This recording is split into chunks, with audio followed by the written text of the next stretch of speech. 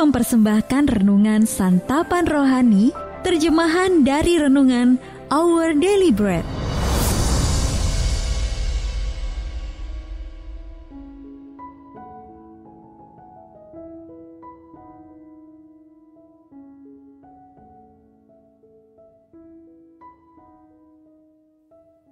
Sahabat ODB, pembacaan Alkitab hari ini terambil dari 1 Korintus pasal yang pertama ayat yang ke-21 sampai dengan ayat yang ke-31.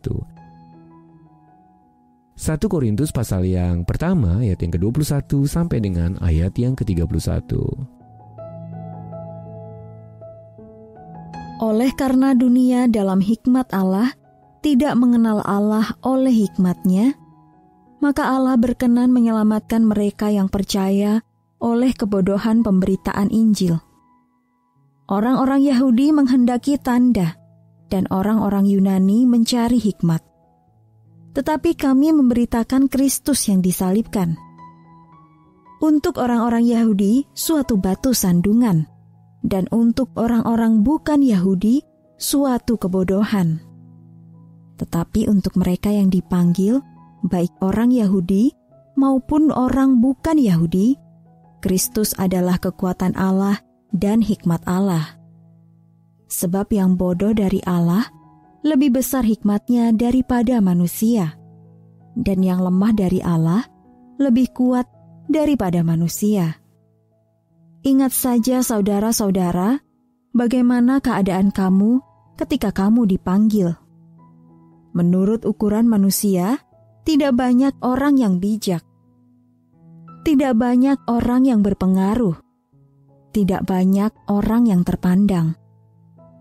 Tetapi apa yang bodoh bagi dunia, dipilih Allah untuk memalukan orang-orang yang berhikmat, dan apa yang lemah bagi dunia, dipilih Allah untuk memalukan apa yang kuat. Dan apa yang tidak terpandang dan yang hina bagi dunia, dipilih Allah.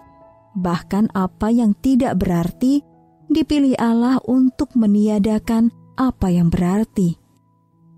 Supaya jangan ada seorang manusia pun yang memegahkan diri di hadapan Allah.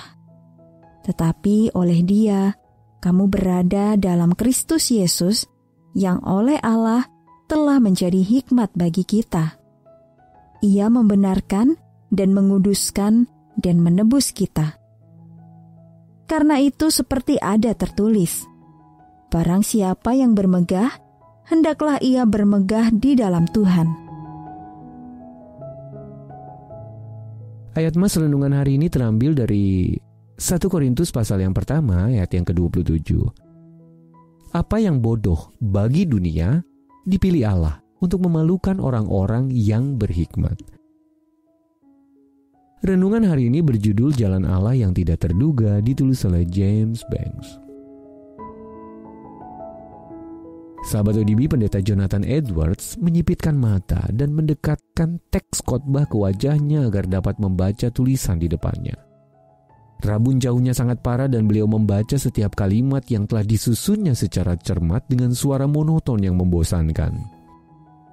Namun Roh Allah bekerja melalui khotbah hambanya itu untuk mengobarkan api kebangunan rohani besar pertama dan membawa ribuan orang beriman kepada Kristus. Allah sering memakai hal-hal tak terduga untuk mencapai tujuannya yang sempurna.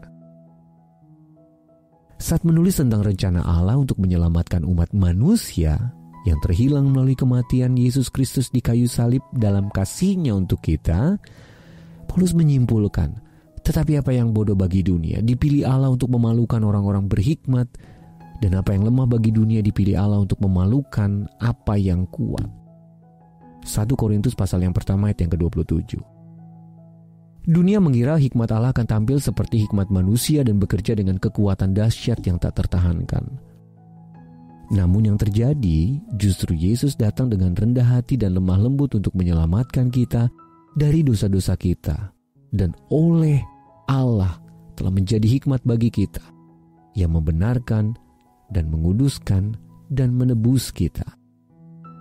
Sahabat ODB, Allah yang kekal dan maha bijaksana menjadi seorang bayi manusia yang akan tumbuh dewasa, menderita, lalu mati, dan dibangkitkan kembali. dengan maksud untuk menunjukkan kepada kita jalan kembali kepadanya.